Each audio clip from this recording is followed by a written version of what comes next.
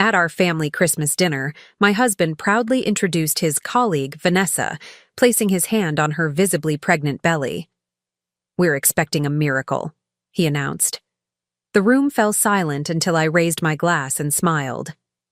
"Speaking of miracles," I said, "let's all watch one unfold." The mounted TV flickered to life, showing footage of them in our home, plotting how to divorce me once the baby arrived. But the true revelation? I wasn't just the dutiful labor attorney he'd dismissed as too naive to understand modern marriages. Before we jump back in, tell us where you're tuning in from, and if this story touches you, make sure you're subscribed, because tomorrow I've saved something extra special for you. For the past year, Archie had grown increasingly bold with his indiscretions. His late-night emergencies at the office became more frequent, his phone always face down, and the scent of unfamiliar perfume lingering on his clothes. Through it all, I maintained the facade of the trusting wife, nodding sympathetically when he explained that his demanding role as a financial advisor required these sacrifices from both of us. "You wouldn't understand the complexities of high-net-worth clients, Candace," he'd say, his tone dripping with condescension. "They need constant reassurance, especially during volatile markets." And I'd smile, playing my part perfectly while observing every inconsistency in his stories. The signs had been there from the beginning: small discrepancies in his schedule, mysterious receipts, and the way he'd rapidly end phone calls when I entered the room. But nothing compared to the evening I discovered a sonogram image accidentally left in his jacket pocket, dated just 3 weeks earlier. My heart pounded as I photographed it before returning it exactly as I'd found it. That night, as Archie slept soundly beside me, I made my first fateful decision. If my husband was planning a new life with another woman and their child, I deserved to know the full truth before it blindsided me. The next morning, I contacted Clara, an old law school friend who specialized in digital surveillance law. Hypothetically speaking, I began during our coffee meeting, what are the legal parameters for recording conversations in one's own home? Clara's eyebrow raised slightly, but she provided methodical explanations about single-party consent laws and expectations of privacy. By the time our coffee cups were empty, I had a clear understanding of what evidence would be admissible and what might cross legal boundaries. 3 days later, wireless cameras were discreetly installed throughout our home. Living room, kitchen, home office, and guest bedroom, places where Archie might conduct conversations, never in private spaces like bathrooms. The system sent footage directly to a secure cloud server that only I could access. What began as a search for confirmation evolved into meticulous documentation as I watched the truth of my marriage unravel in high definition. 2 weeks after installing the cameras, I captured the first undeniable evidence. Archie brought Vanessa to our home while I was supposedly at a 3-day legal conference. They discussed their relationship openly in our living room, Vanessa rubbing her growing belly while Archie promised her that, once the baby is born, I'll file for divorce. Candace is too consumed with her client's labor disputes to contest anything aggressively. The footage continued to accumulate. I watched as they planned their future in my home, using my kitchen, lounging on furniture I had selected. The most damning conversation occurred in Archie's home office, where they discussed finances, specifically how he had been systematically hiding assets in anticipation of divorce proceedings. "I've been moving funds into the offshore account for months," he told Vanessa, pulling up spreadsheets on his computer. "She has no idea about the Harrison investment or the Cayman arrangement. By the time she figures it out, the divorce will be finalized with the standard settlement." With each new recording, my resolve strengthened. This wasn't just about infidelity anymore. It was about calculated financial deception. As a labor attorney who had built a career fighting for fair treatment of employees, I recognized exploitation when I saw it. The irony wasn't lost on me. I had spent years protecting others from being taken advantage of, yet had failed to apply that same vigilance to my own marriage. 1 month before Christmas, I contacted Jacob Steinman, widely regarded as the most formidable divorce attorney in Madison County. During law school, I had helped his family's manufacturing business navigate a complex labor dispute that saved them millions in potential settlements. He had promised to return the favor someday, though I never imagined it would be under these circumstances. "I need your most discreet consultation," I told him, providing no details over the phone. We met at his office after hours, where I presented a carefully curated selection of the footage I had collected.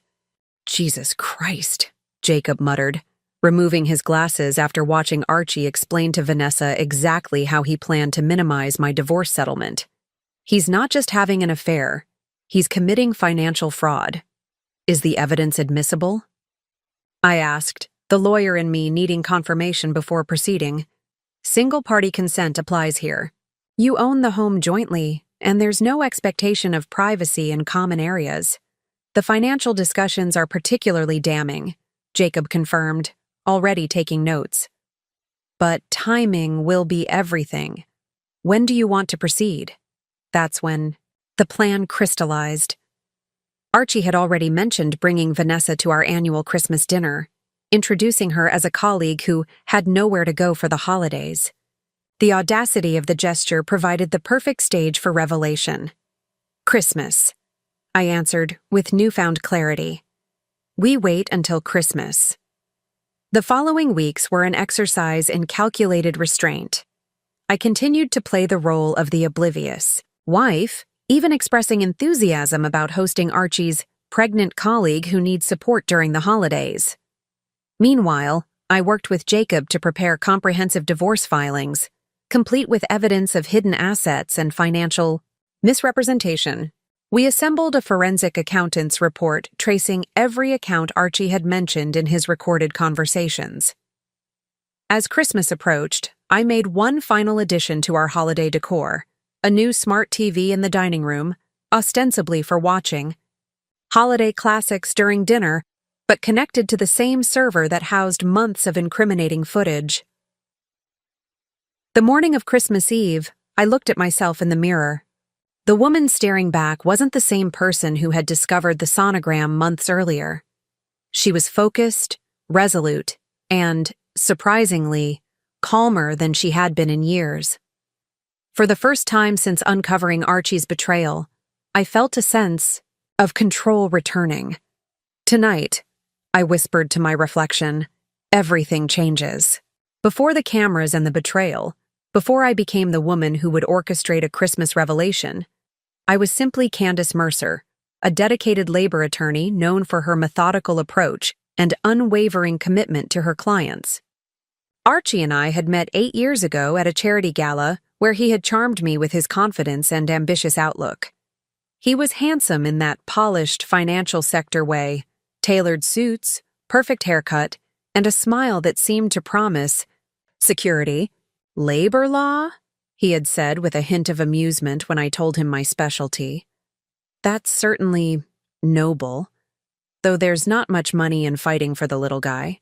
I should have recognized that first flicker of condescension, but instead, I was drawn to his worldliness, his seeming sophistication.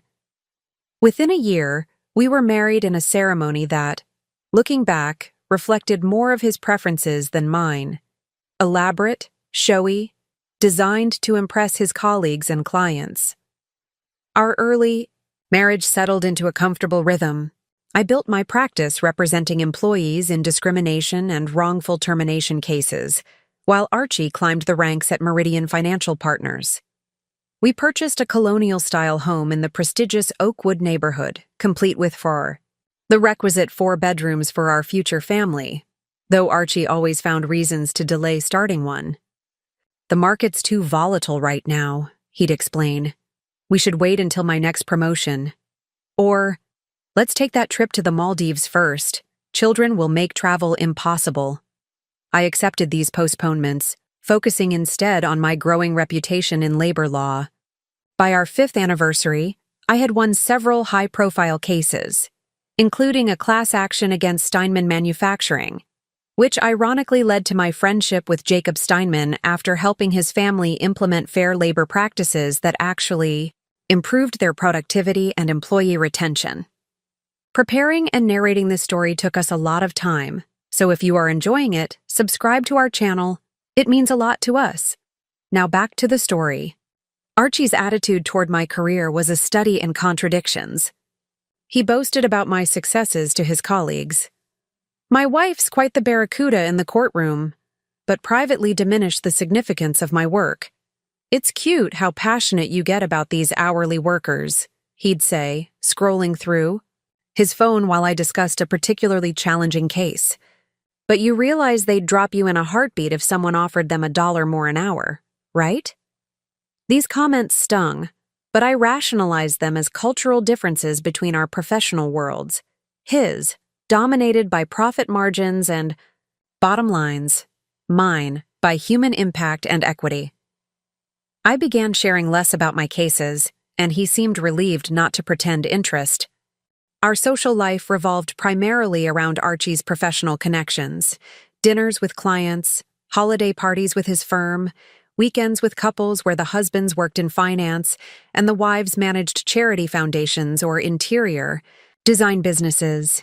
In these settings, I was introduced with a quick, "This is Candace, my wife. She's a lawyer too, but for labor issues," before conversations turned to market trends or property investments. The first tangible shift in our marriage came after Archie's promotion to senior wealth advisor. His hours extended, his travel increased, and his availability, both physically and emotionally, diminished. When I expressed concern about our growing distance, he deflected with explanations about high-net-worth clients who needed white-glove service at any hour. "This is how success works, Candace," he'd explain with that patient tone reserved for someone who couldn't possibly understand. "Sometimes I worry your practice has given you unrealistic expectations about work-life balance.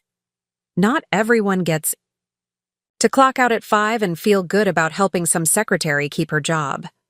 I began to notice other changes too. He updated his wardrobe, joined an exclusive fitness club, and became meticulous about his appearance in ways that seemed excessive even for client meetings. His phone became an extension of his hand, yet he would step into another room to take certain calls. The night of the Wellington client dinner marked the first time I felt something was truly wrong. Archie had insisted I attend, emphasizing how important the potential client was to his firm. Yet when we arrived at the restaurant, he seemed surprised, almost annoyed, to see a beautiful woman already seated at our table. "Vanessa," he said, his voice carrying an undercurrent I couldn't quite identify. "I didn't realize you'd be joining us tonight." "Carl insisted his whole team be here," she replied with a smile that didn't reach her eyes, "since I'm handling the portfolio analysis." Throughout dinner, I noticed their careful dance of professionalism punctuated by moments of familiarity that seemed too intimate for colleagues. The way he anticipated which wine she would prefer, how she knew about his shellfish allergy before I could warn the waiter. The inside jokes referenced obliquely and dropped when I showed interest. On the drive home, when I casually mentioned these observations, Archie became immediately defensive. "For God's sake, Candace, not everyone is violating labor laws. She's a portfolio analyst, one of the best in the firm. Of course we have a good working relationship." "I never suggested anything improper," I said carefully. "I just thought it was interesting how in sync you seemed." "This is exactly why I hesitate to introduce you to my colleagues," he snapped. "You analyze everyone like they're on the witness stand. It's exhausting." That night, as Archie slept, I found myself staring at the ceiling, replaying the evening in my mind. It wasn't jealousy that kept me awake, but the dawning realization that my husband had become a stranger to me, someone who spoke a private language with others that excluded me by design. In the months that followed, I paid closer attention. I noticed how Archie mentioned Vanessa with increasing frequency, always in professional contexts, but with an underlying enthusiasm. How client emergencies often coincided with days she was leading presentations. How he began to reference team dinners that ran inexplicably late. Looking back, I recognize that period as the twilight of my naivety, I was still the trusting wife, the dedicated attorney, the woman who believed in the fundamental goodness of her husband despite mounting evidence to the contrary. I hadn't yet become the strategist who would install cameras or consult on surveillance laws or plan a Christmas revelation. That transformation began on an ordinary Tuesday in April, when Archie called to inform me he wouldn't be home that night. The sigh. Hansen Portfolio is in trouble. The whole team is pulling an all-nighter to salvage it, he explained, the sounds of a restaurant, not an office, barely audible in the background. Of course, I replied automatically. Don't worry about me. You're the best, Candace, he said, relief evident in his voice. This is why I married you. You understand what it takes. As I ended the call, something final shifted within me. It wasn't any single lie that triggered my suspicion, but the accumulated weight of 100 small deceptions. That night, for the first time, I allowed myself to truly consider what I had been avoiding. My husband was living a life separate from our marriage, and I needed to discover what that meant for my future.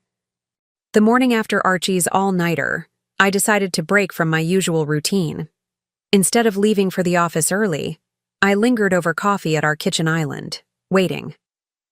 When Archie finally arrived home shortly after 7, his surprise at finding me there was palpable. "You're still home?" he asked, loosening his tie. His collar was slightly rumpled and faint shadows underlined his eyes. "I have a client meeting at 9, I replied, studying him over the rim of my mug. Thought, I'd enjoy a slow morning for once. How's the Hansen portfolio? A flicker of confusion crossed his face before recognition set in. Oh, right, we managed to stabilize it. The Asian markets helped once they opened. He moved toward the stairs. I need a shower and fresh clothes before heading back in. As he disappeared upstairs, I noticed his briefcase sitting by the door. Acting on an impulse I couldn't quite name, I quietly opened it. Inside were the standard files and his laptop, but tucked into a side pocket was a receipt from Rivertree Hotel, a room service order for 2, time-stamped 11:42 p.m.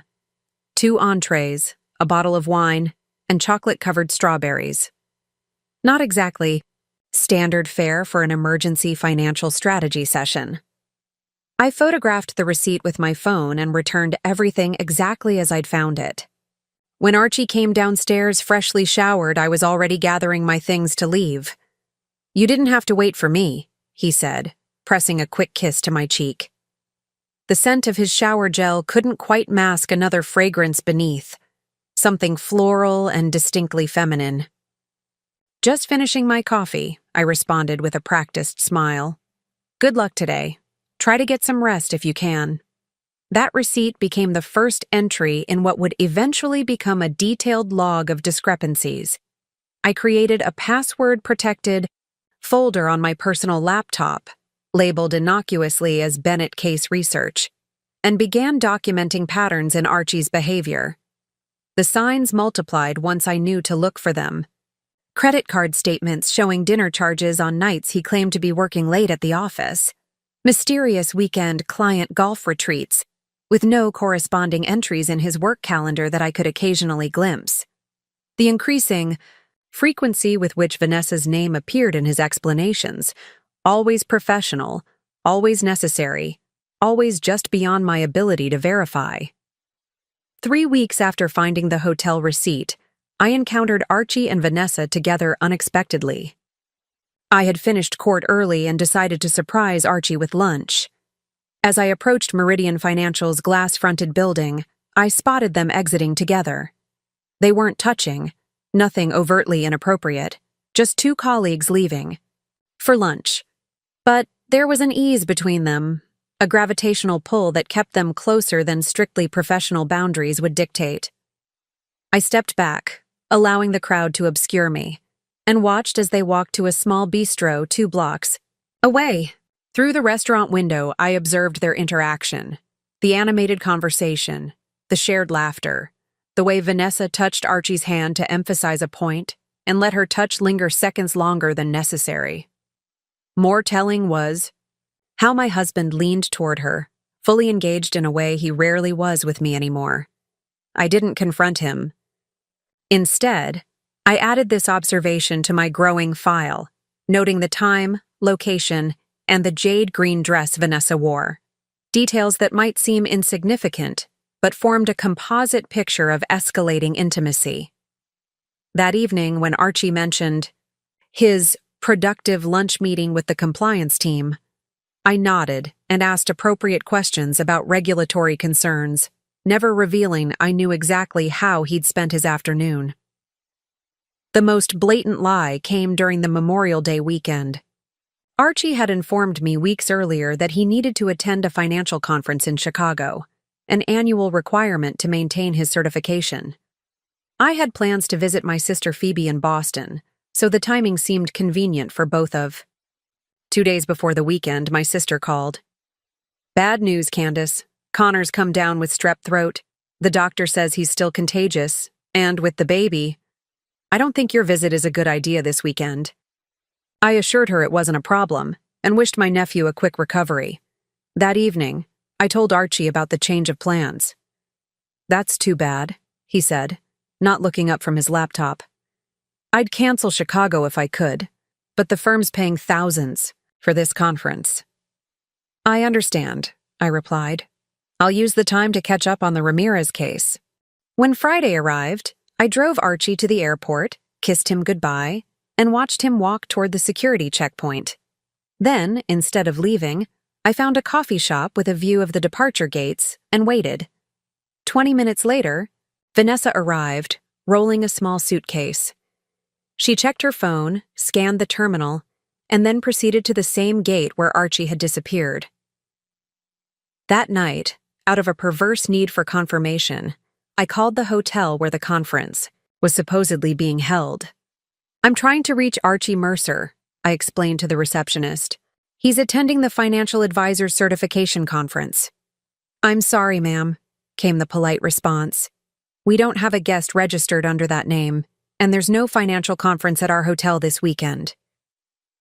The final confirmation came when I checked our joint credit card statement online and found charges from the Grand Shoreline Resort in Sanibel, Florida, a beachfront property known for its romantic atmosphere. 2 spa treatments, multiple restaurant charges, all neatly categorized as business expense in Archie's meticulous financial tracking system. I added these details to my growing file, which now contained dozens of documented lies spanning months. The labor attorney in me recognized the pattern. I was building a case, methodically gathering evidence the way I would for a wrongful termination suit. But I hadn't yet decided what verdict I was seeking or what remedy I would demand.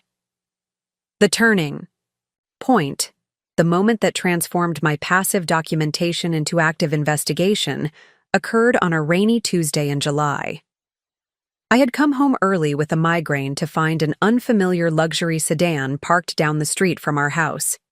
Through the medication haze and pounding head, I felt a cold certainty about what I would find if I entered my home. Instead of going inside, I drove around the block and parked where I could observe our house without being seen. 40 minutes later, Vanessa emerged from our front door, Archie close behind her.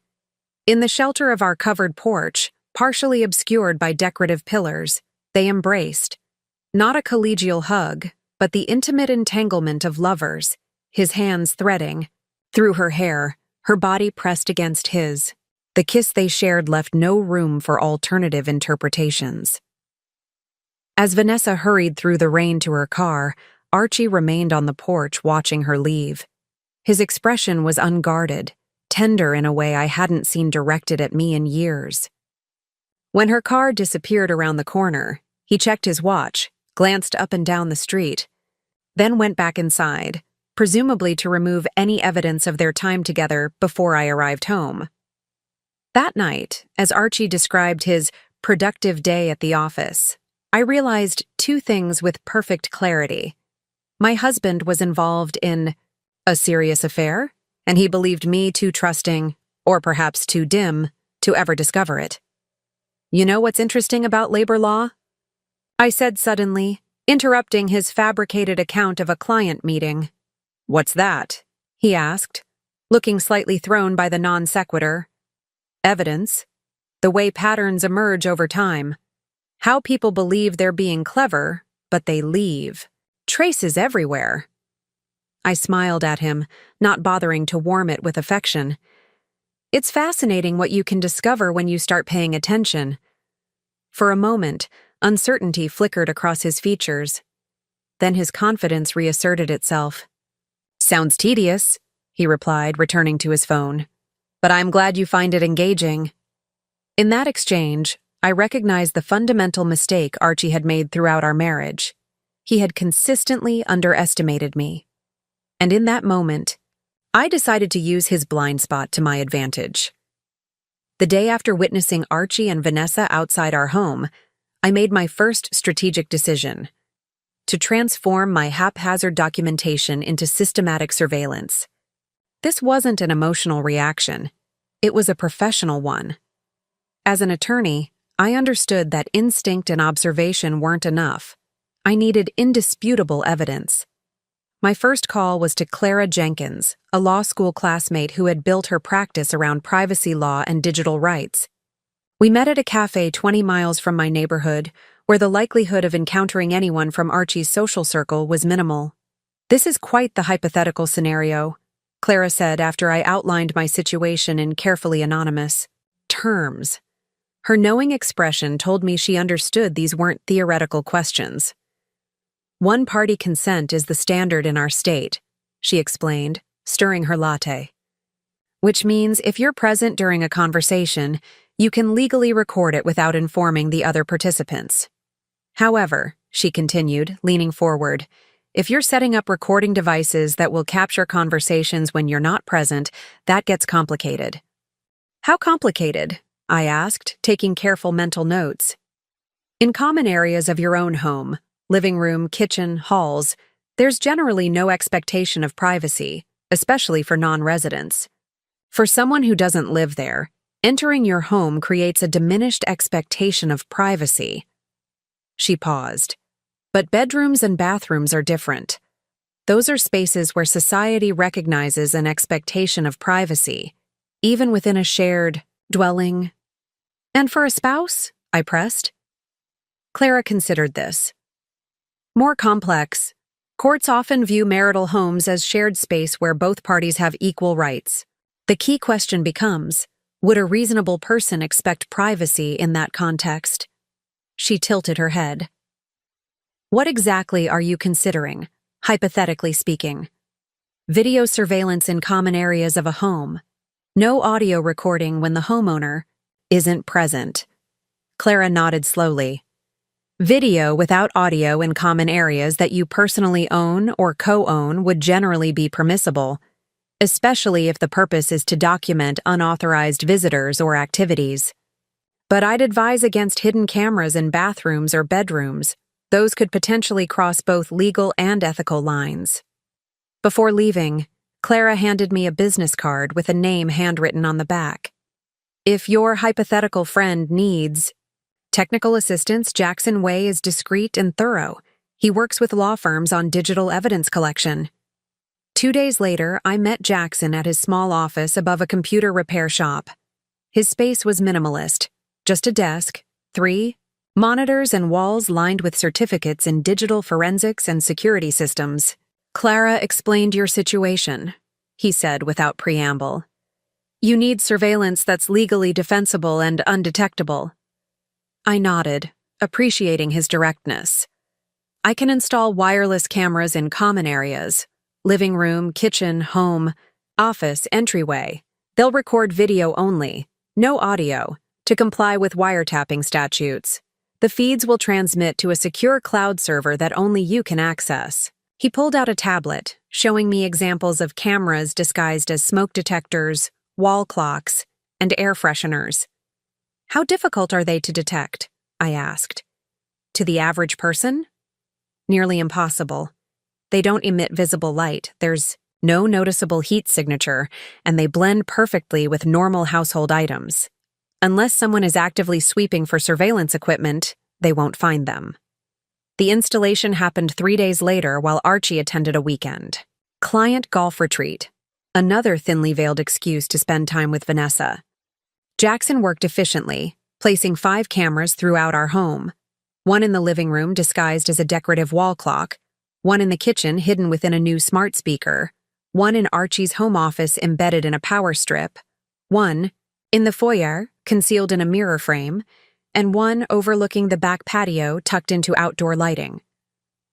"Everything's connected to this secure server," Jackson explained, showing me the interface on my laptop. "The system is motion-activated to conserve storage space. You'll receive notifications when movement is detected, and you can review footage remotely from any device using this encrypted connection." After Jackson left, I walked through my home, studying each hidden camera location. From the outside, nothing had changed. The house remained the tasteful, orderly space Archie proudly showcased to colleagues and friends. But beneath that unchanged surface, a fundamental shift had occurred. My home was now my witness. The first 2 weeks yielded little of interest, just our regular household routines, the cleaner coming on Thursday, and a brief visit from a neighbor returning a borrowed garden tool. I began to wonder if Archie had become more cautious after our cryptic conversation about evidence and patterns. Then, on a Wednesday, when I was scheduled to be in court all day, my phone buzzed with a motion detection alert. Through my secure connection, I watched in real time as Archie entered our home at 1:43 p.m., during what should have been work hours. 20 minutes later, Vanessa arrived, greeted with a familiarity that confirmed they'd been in our home together before. I observed their casual navigation of my space, Archie offering her a drink from our bar, Vanessa knowing exactly where to hang her coat. They settled onto the living room sofa, their conversation animated but silent to my remote viewing. After about 30 minutes of what appeared to be serious discussion, they moved upstairs, beyond the view of my strategically placed cameras. 2 hours later, they reappeared in the kitchen, Vanessa sitting at the island while Archie prepared coffee. Their domestic comfort in my space felt like a physical blow, even viewed through the clinical distance of a surveillance feed. Yet I forced myself to watch, cataloging details. How Vanessa absently touched her stomach while speaking. How Archie checked his watch repeatedly as the afternoon progressed, likely calculating my expected return time. After Vanessa left, Archie spent several minutes straightening pillows, disposing of coffee cups and opening windows, erasing evidence of their meeting. He even sprayed air freshener in the living room, a precaution that now seemed laughably inadequate given the digital record of his betrayal. That evening, I maintained my usual demeanor, asking about his day and sharing edited highlights from my court appearance. Watching him construct elaborate fictions about client meetings and portfolio reviews, I experienced a strange doubling of reality, observing both his performance and my own, 2 actors in a domestic drama, neither acknowledged. Over the following weeks, a pattern emerged. Vanessa visited our home approximately twice a week, always during my predictable absences, court appearances, client meetings, networking events.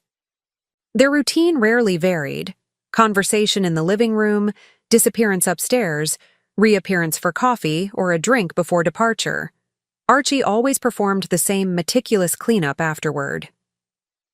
The most significant development appeared during their 6th documented visit.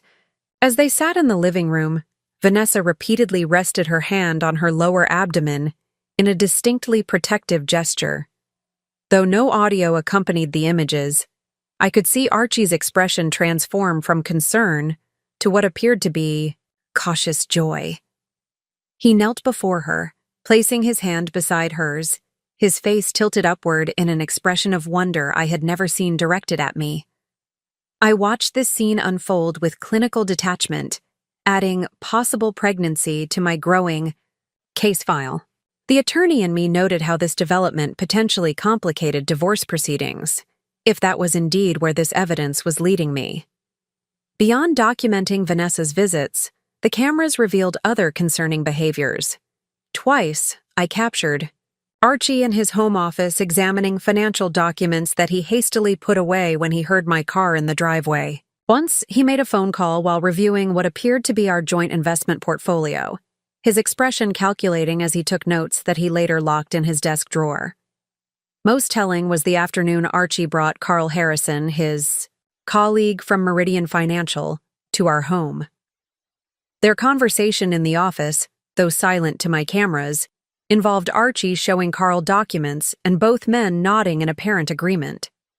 Before they left, Carl handed Archie a flash drive, which Archie immediately placed in his personal safe, not the shared one that contained our important household documents, but his private one, to which I had never been given the combination.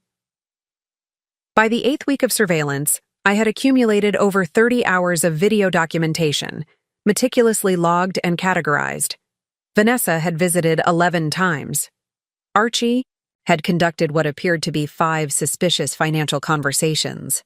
And most significantly, Vanessa's changing body confirmed my suspicion of pregnancy, her loose clothing no longer concealing the subtle changes in her figure.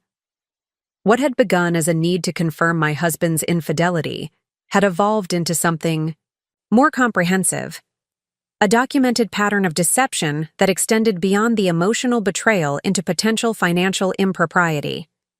As a labor attorney, I recognized the parallels to cases I'd handled.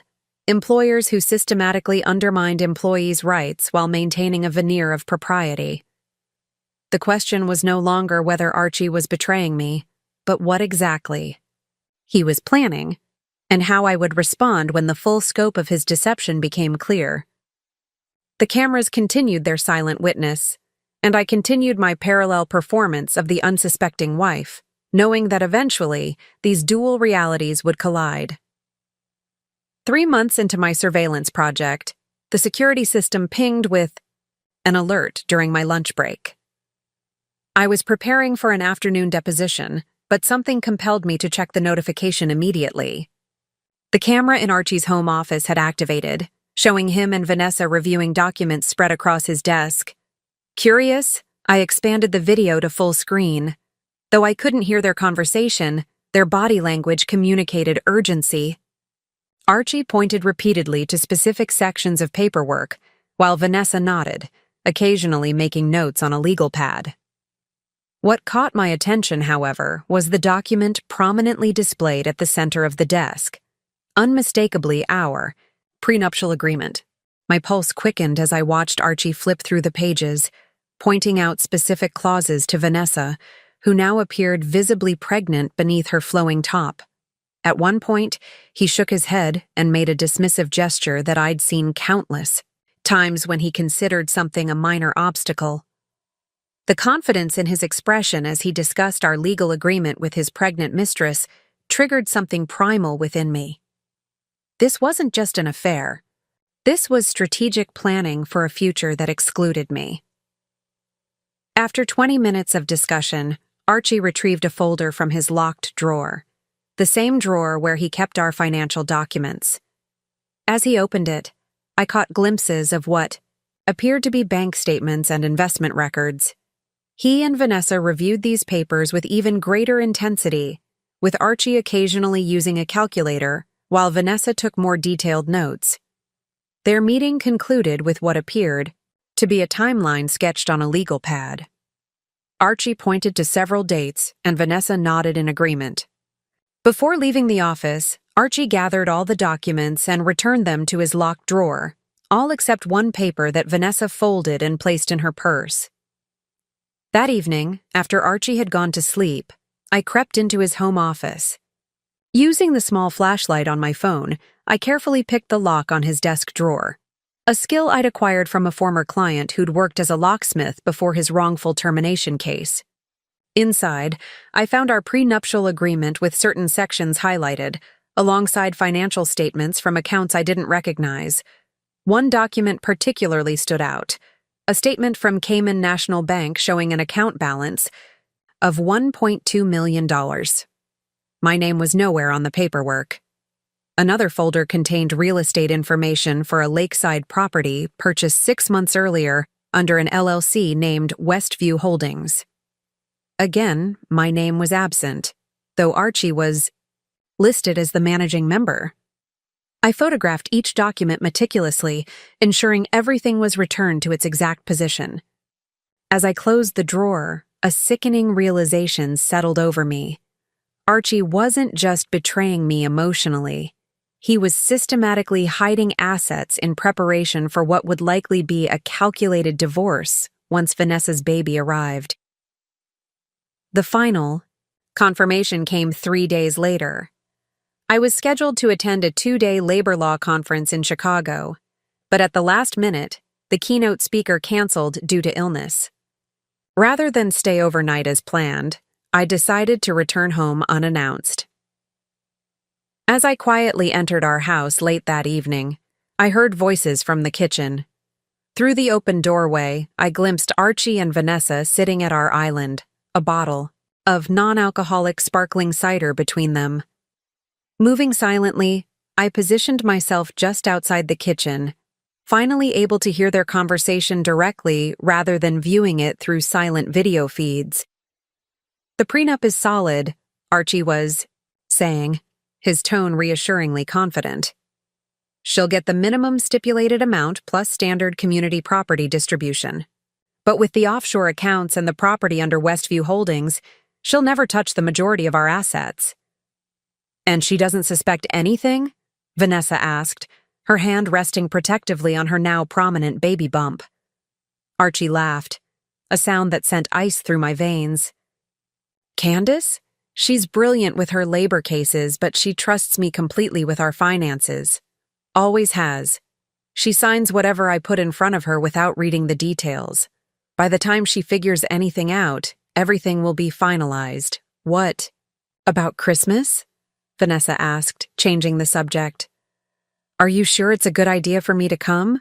Won't your family ask questions?" "I've already told them you're a colleague with nowhere to go for the holidays," Archie replied easily. "I've explained that your family is overseas and you're pregnant and alone. They'll welcome you with open arms, especially my mother. She's been desperate for grandchildren. And Candace? She'll play the perfect hostess," he said with certainty that made my blood boil. "It's what she does. By New Year's, I'll tell her about us. The baby is due in March. Perfect timing. Quick divorce, quick remarriage before the birth." "I hate deceiving her," Vanessa said, though her tone carried more concern for inconvenience than genuine remorse. "It's cleaner this way," Archie assured her. "Trust me, I know my wife. She values appearances above everything. She'll want this handled." Quietly and quickly, as they continued planning my replacement in my own home, something crystallized within me. The passive documentation phase of my response was over. The time for simply gathering evidence had passed. Now, I needed a strategy, not just to protect myself financially, but to ensure Archie understood the full consequences of underestimating me so completely. I slipped out as quietly as I'd entered, driving to a nearby hotel where I checked in for the night. Alone in an anonymous room, I reviewed the photographs of Archie's hidden financial documents alongside selected screenshots from my surveillance footage. Then I made a call that would change everything. "Jacob," I said when the sleepy voice of the county's most formidable divorce attorney answered. "I need to cash in that favor immediately, and I need your absolute discretion." Jacob Steinman's office projected exactly the image you'd expect from the county's premier divorce attorney. Corner suite in the tallest downtown building, leather furniture in rich cognac, and walls adorned with subtle reminders of his victories. No garish plaques or certificates. Instead, tasteful artwork from grateful clients who could once again afford luxuries after he'd secured their financial futures. "I've been wondering when you'd call," Jacob said, gesturing for me to sit across from his imposing desk. "Though, I'll admit, I hoped it would be for another corporate consultation rather than personal matters." "Life rarely gives us what we hope for," I replied, placing my laptop and a USB drive on his desk. "That's why we have contracts and evidence." A hint of a smile touched Jacob's lips. 3 years earlier, I had helped his family's manufacturing business navigate a complex labor dispute that threatened their existence. Disgruntled employees had filed a class action lawsuit alleging systematic wage theft and unsafe working conditions. Rather than taking the scorched earth approach Jacob's father had wanted, I'd recommended a thorough internal audit, implemented corrective measures, and negotiated a settlement that ultimately strengthened the company. "You saved us millions," Jacob had told me afterward. "Not just in settlement money, but in future liability. You ever need anything at all, you call me." I never imagined I'd be collecting on that debt for my own divorce. "Tell me everything," Jacob said, leaning forward. "And Candace, don't edit. I need the complete picture, especially the parts that might hurt your case."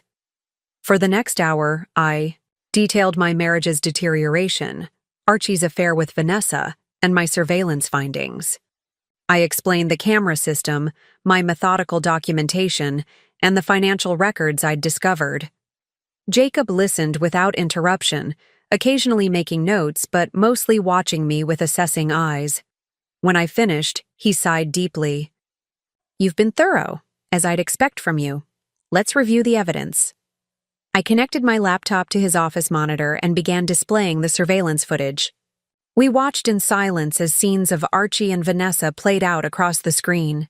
Their intimate moments in my living room, their discussions at my kitchen island, their review of financial documents in Archie's office. "The video quality is excellent," Jacob noted. "And you're certain these cameras were installed in common areas only?" "Absolutely.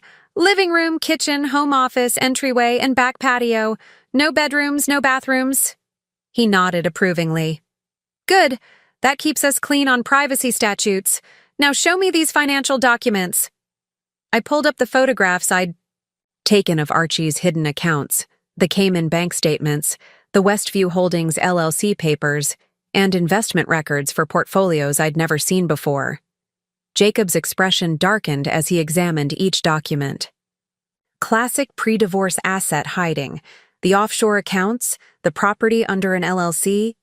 He's not being particularly creative, just calculating. He looked up at me. "How long has this been going on?" Based on the statements I found, he started, "Moving significant assets about 8 months ago." "And the pregnancy? How far along is she?" "From what I've observed, I'd estimate she's in her second trimester, perhaps 5 months." Jacob leaned back, steepling his fingers. "So he's been planning this exit for some time. The affair, the pregnancy, the financial maneuvers, it's all carefully orchestrated." "That's Archie," I said, unable to keep the bitterness from my voice.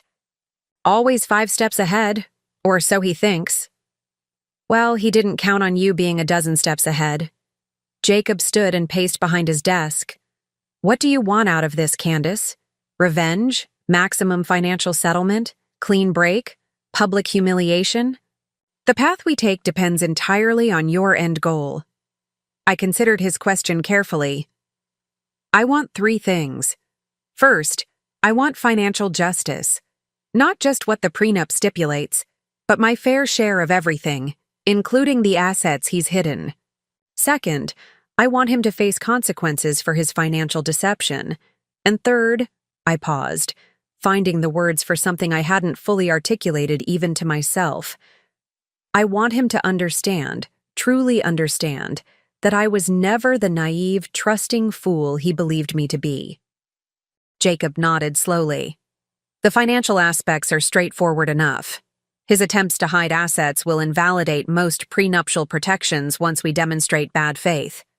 The consequences could range from civil penalties to potentially criminal charges, depending on whether he's evaded taxes or committed fraud in creating these structures." He sat back down, his expression thoughtful.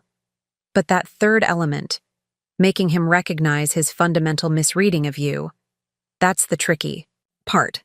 That requires a certain theatrical element to the proceedings."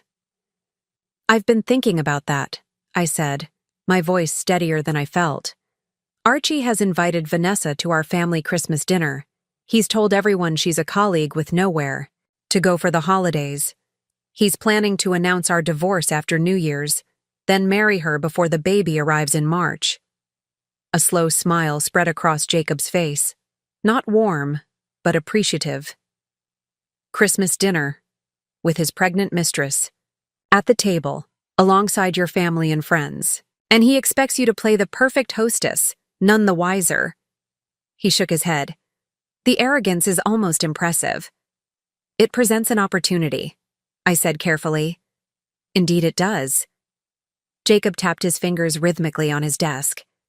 A public revelation would certainly achieve your third objective.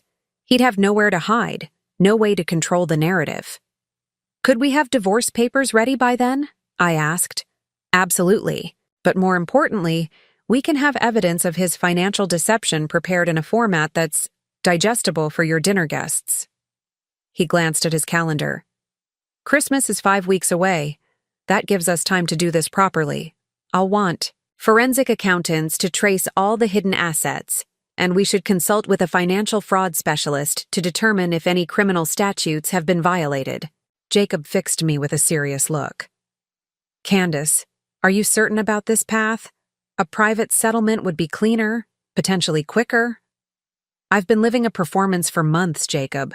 The trusting wife who suspects nothing while her husband plans her replacement. If I'm going to endure one more command performance at my Christmas dinner, I want it to end on my terms, not his. He nodded once, decisively. Then let's make it memorable. Jacob's corner office became my second home over. The following week, each evening after work, I would arrive with new evidence or documentation for the team he'd assembled. A forensic accountant named Phoebe Richardson, who specialized in high-net-worth divorce cases. A digital evidence specialist who verified the authenticity of my recordings, and a financial investigator with experience tracing hidden assets. The Cayman account is just the beginning, Phoebe explained during our third meeting, spreading financial diagrams across Jacob's conference table. Her sleek glasses caught the light as she pointed to various connections between entities. Based on the transaction patterns we've identified, we believe Mr. Mercer has established at least 3 additional offshore structures, one in the Bahamas, one in Switzerland, and potentially another in Singapore. How much are we talking about? I asked, steeling myself for the answer. Phoebe adjusted her glasses. Conservatively, around $3.4 million that we can document so far. But there are indications of property investments through the Westview Holdings LLC that could double that amount. The figure struck me like a physical blow. We had lived well, certainly, but not $7 million well. Where had all this money come from? That brings me to our other concern, Jacob said, his expression grim as he slid a folder across the table. Phoebe's team has identified several large deposits into Archie's hidden accounts that don't align with his reported income from Meridian Financial. I opened the folder to find transaction records showing deposits ranging from $50,000 to $175,000, each labeled as investment returns, but without specific sources. We can't make accusations without more evidence, Jacob cautioned. But these transactions raise serious questions about the source of these funds. Are you suggesting he's doing something illegal at his firm? I asked, the implications sending a cold wave through my body. At this point, we're simply noting anomalies, Phoebe interjected diplomatically. But given the pattern and the efforts to conceal these funds, we've flagged it for further investigation. Jacob leaned forward, his expression serious. Candace, I need to be clear about something. If Archie has engaged in financial impropriety beyond hiding marital assets, if he's involved in something like investment fraud or embezzlement, this case could expand beyond family court. We could be looking at potential criminal charges. I sat back, processing this information. What would that mean for our strategy? It means we need to tread carefully, Jacob replied. Criminal investigations take precedence over divorce proceedings. If we inadvertently trigger a fraud investigation before securing your financial interests, assets could be frozen or seized by authorities, making them unavailable in the divorce settlement, I concluded, connecting the dots. Exactly. Our primary objective remains protecting your financial interests. But we also have ethical obligations if we uncover evidence of serious wrongdoing. I considered this sobering development. What's our next step? We continue our financial forensics, Phoebe answered. But we also need to understand exactly what Archie does at Meridian Financial and who these large deposits might be coming from. Jacob nodded. I've requested his complete employment records through Discovery, but that will take time. In the meantime, is there anything in your surveillance footage that might provide insight into his professional activities? I thought for a moment. There were several meetings in his home office with colleagues. I didn't consider them particularly relevant to the affair, so I haven't reviewed them in detail. Those could be critical, Jacob said, especially any conversations about client accounts or investment strategies. That night, I devoted hours to reviewing previously overlooked footage, focusing on Archie's professional interactions in our home. What emerged was disturbing. Multiple meetings with Carl and 2 other colleagues from Meridian, often late at night, with documents spread across the office desk and animated discussions that occasionally escalated to apparent arguments. During one particularly tense exchange 3 weeks earlier, Carl had pointed repeatedly at a spreadsheet, his expression alarmed.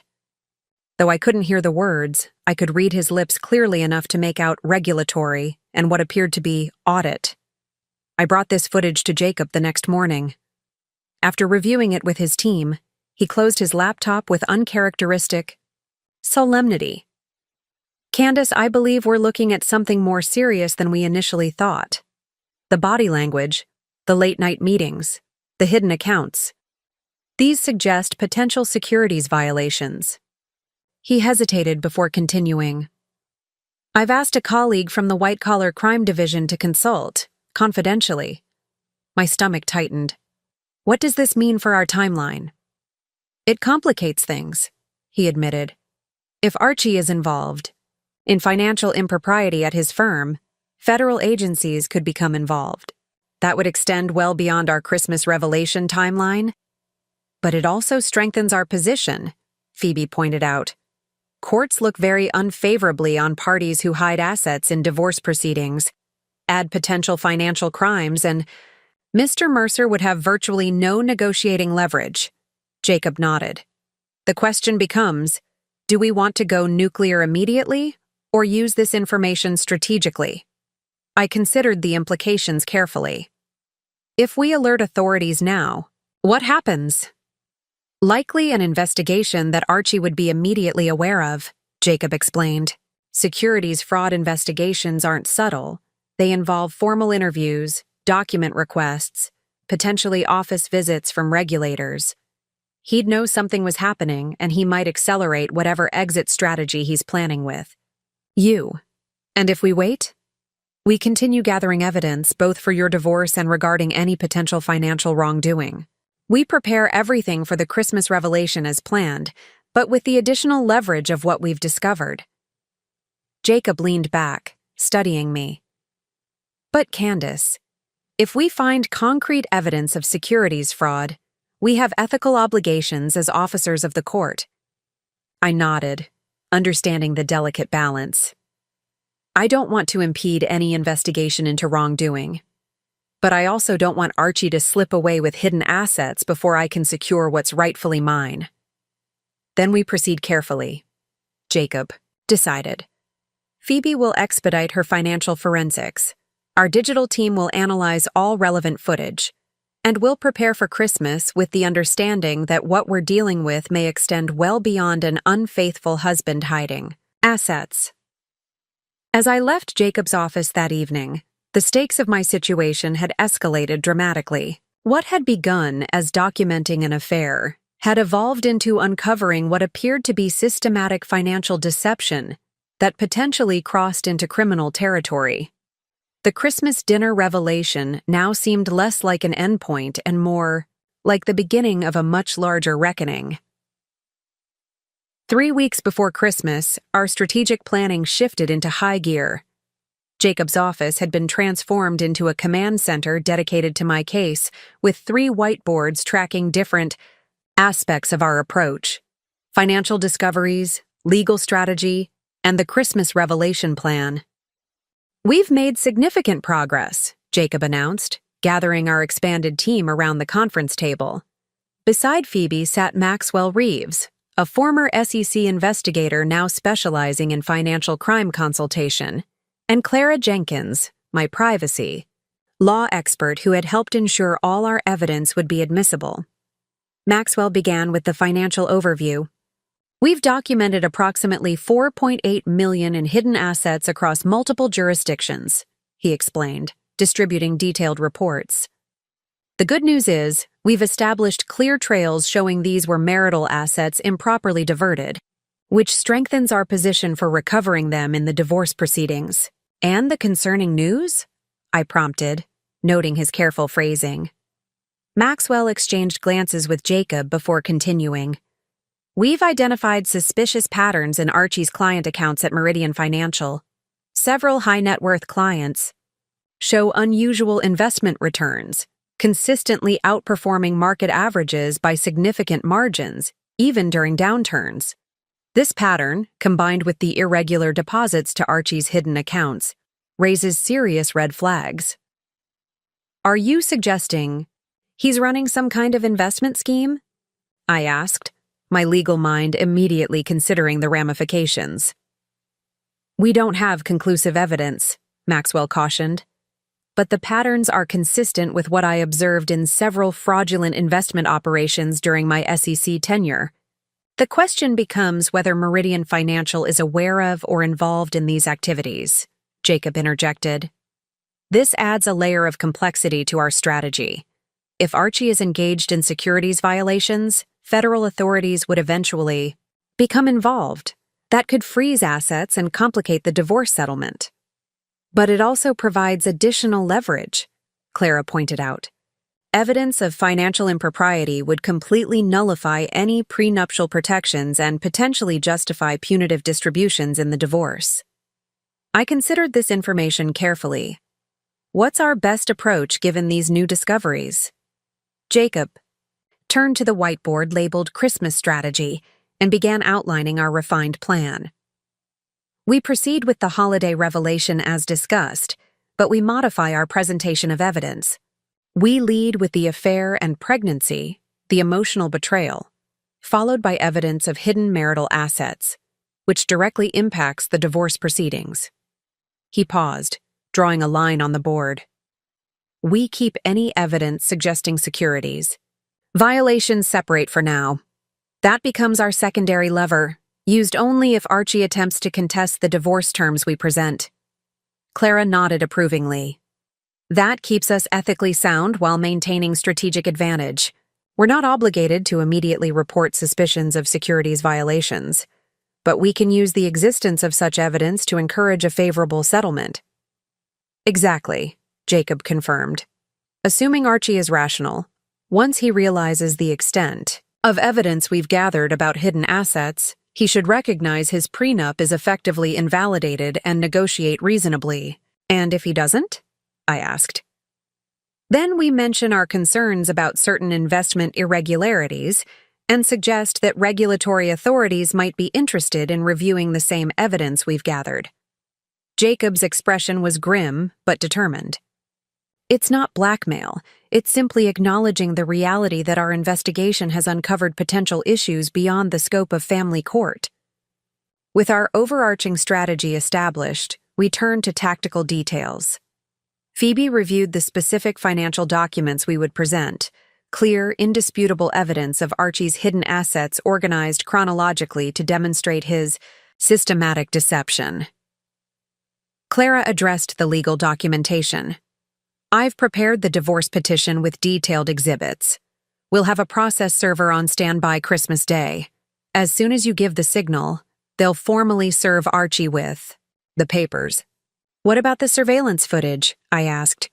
"How do we present that without revealing I've been recording in our home for months?" Jacob smiled. "That's where timing becomes crucial. The revelation needs to unfold in specific stages with the surveillance evidence introduced at the optimal moment. He walked us through the sequence. First, evidence of the affair through text messages and emails I had legitimately discovered. Second, financial documentation revealing hidden assets.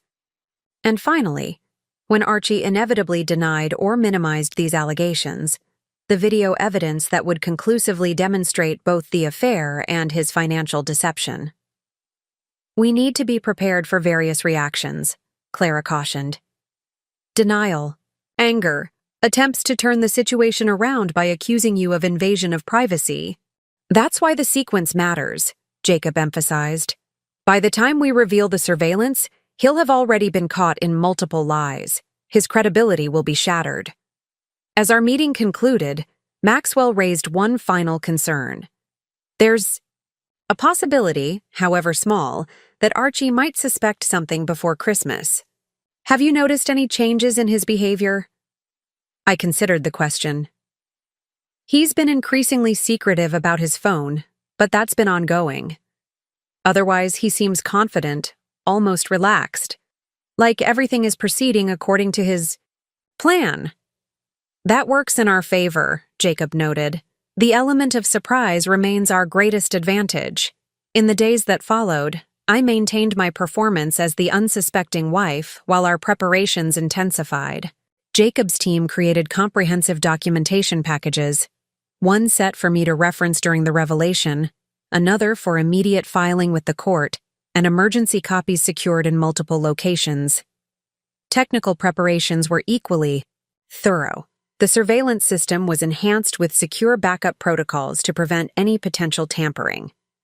Jackson installed a discrete connection between our home security system and my laptop, allowing me to display selected footage on our living room television with a single command. For the Christmas dinner itself, we choreographed every detail. The seating arrangement was planned to position Archie and Vanessa where they would be most visible to all guests. The timing of each revelation was plotted to maximize impact while maintaining control of the situation. Even the menu was selected, to create natural breaks in the meal where revelations could occur without disruption. Remember, Jacob advised during our final planning session, emotional control will be your most powerful tool. When Archie realizes what's happening, he'll attempt to provoke an emotional response. Anger, tears, anything that might undermine your credibility or create sympathy for him. Your calm, factual presentation will be far more devastating than any emotional outburst. As I reviewed our meticulously crafted strategy, a sense of cold clarity settled over me. What had begun as documentation of betrayal had evolved into something more comprehensive, a systematic dismantling of the facade Archie had constructed around our marriage and his professional life. "Are you ready for this?" Jacob asked as we concluded our final preparation meeting. "I've been preparing for months," I replied with quiet certainty. It's Archie who isn't ready for what's coming. As Christmas approached, maintaining my performance, as the unsuspecting wife became increasingly challenging. Archie had begun discussing holiday preparations, including casual mentions of his colleague who would be joining us.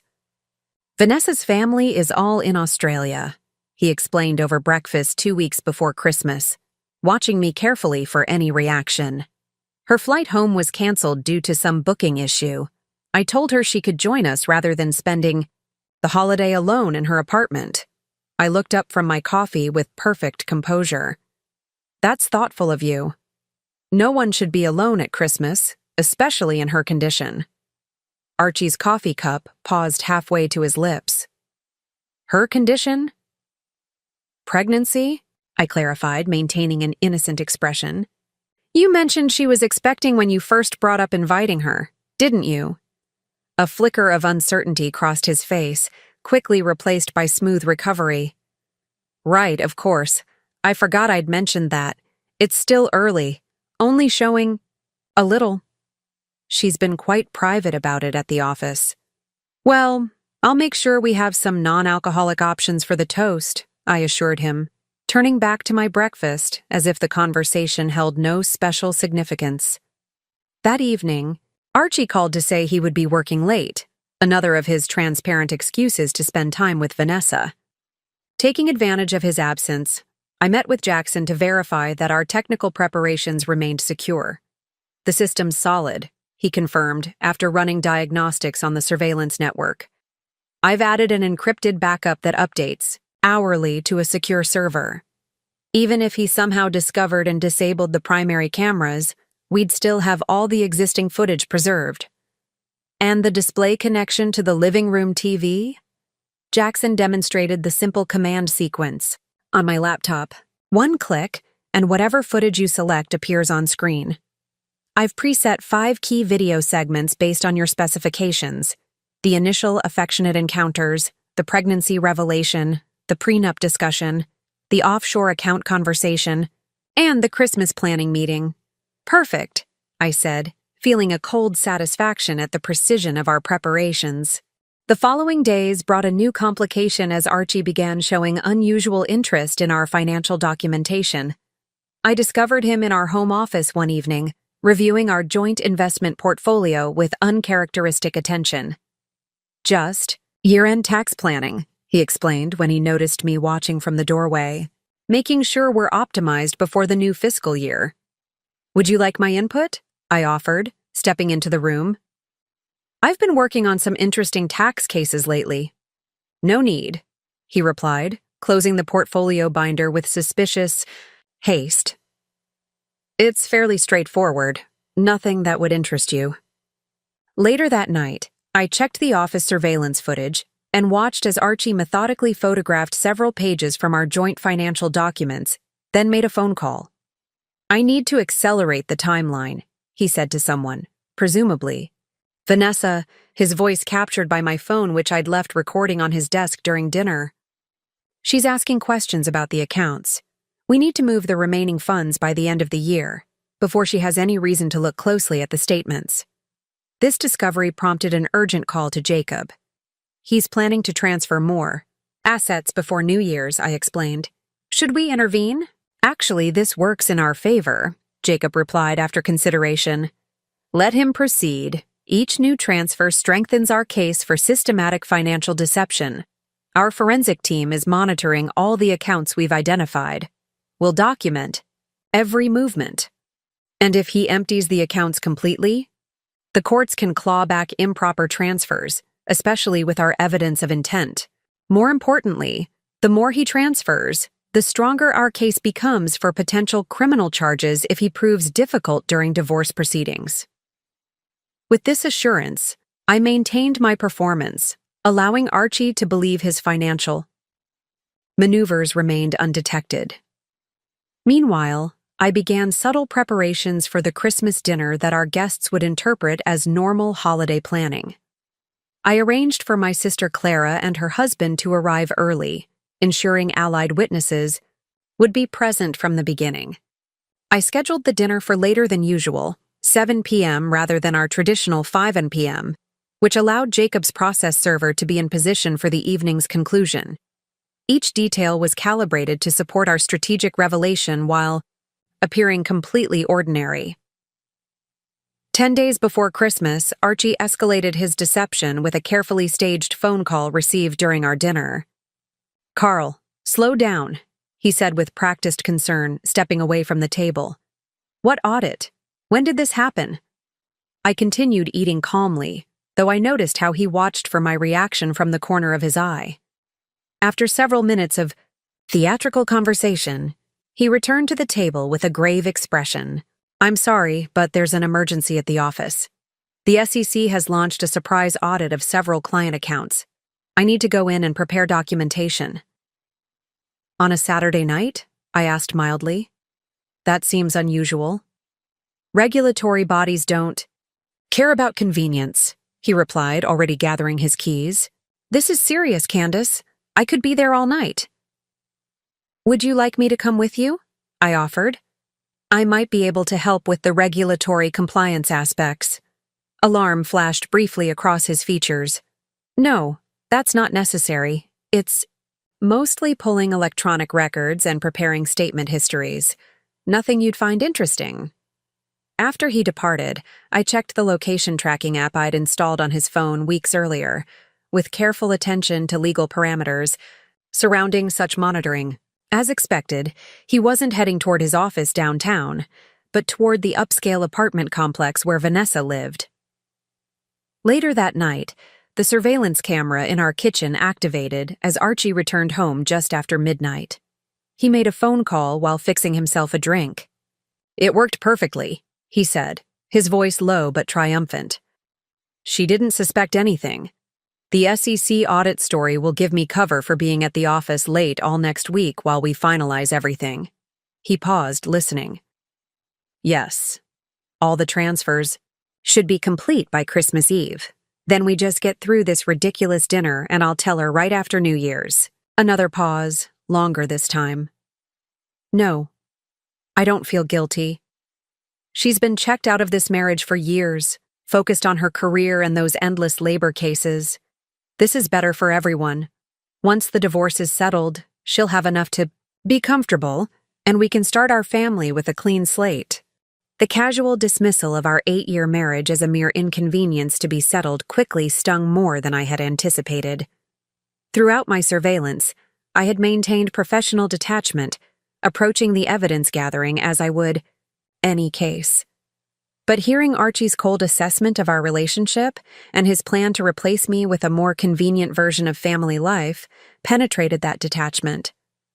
For the first time since discovering his betrayal, I allowed myself to feel the full weight of his deception. Not just the affair or the financial manipulation, but the fundamental dishonesty that had apparently characterized his view of our marriage from the beginning. I recorded his conversation, added it to our evidence file, and sent a brief update. To Jacob. Financial transfers accelerating before Christmas. Confirmed plans to announce divorce after New Year's, proceeding with Christmas revelation as planned. Jacob's response came immediately. All preparations on track. Forensic team documenting every transaction.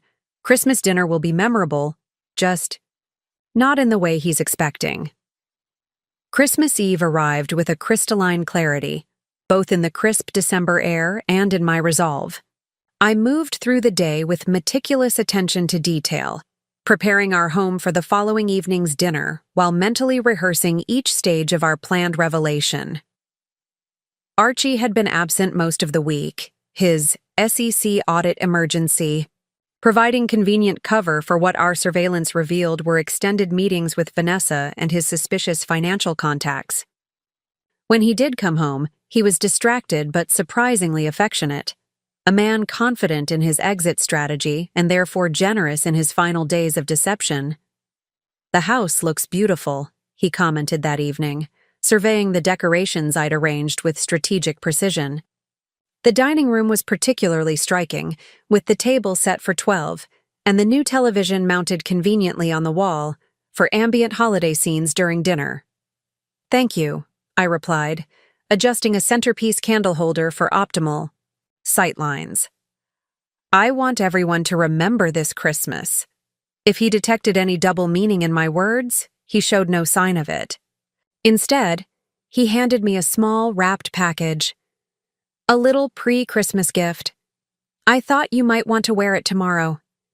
Inside was an elegant emerald pendant, expensive but impersonal, the kind of gift one might give a valued employee upon retirement. I recognized it immediately as a guilt offering, probably purchased at Vanessa's suggestion to ease his conscience. "It's beautiful," I said, fastening it around my neck with steady hands. "I'll definitely wear it tomorrow."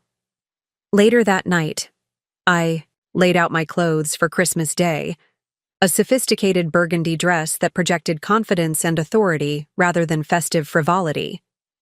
Beside it, I placed a small portfolio containing key documents I might need for reference during the revelation.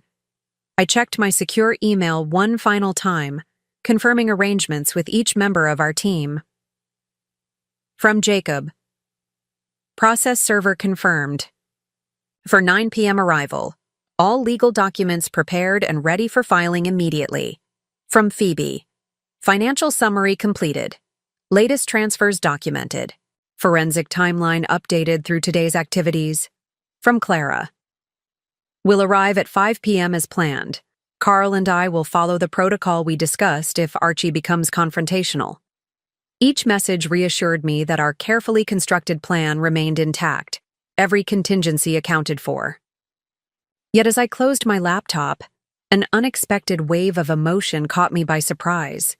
Not regret or hesitation, but a profound recognition of endings and beginnings.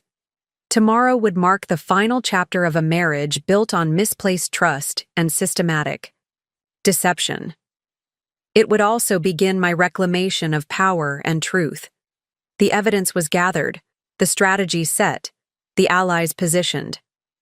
All that remained was execution. In bed beside me, Archie slept soundly, a man without knowledge of the reckoning that awaited him. I studied his face in the dim light, searching for traces of the person I had once believed him to be. In sleep, the calculated charm and practiced sincerity fell away, revealing someone I now realized I had never truly known. "Enjoy your last night of ignorance," I whispered, too softly to disturb his rest. I turned away and closed my eyes, finding unexpected peace in the clarity of purpose. Tomorrow would bring confrontation and revelation, shock and denials, perhaps even anger and recrimination.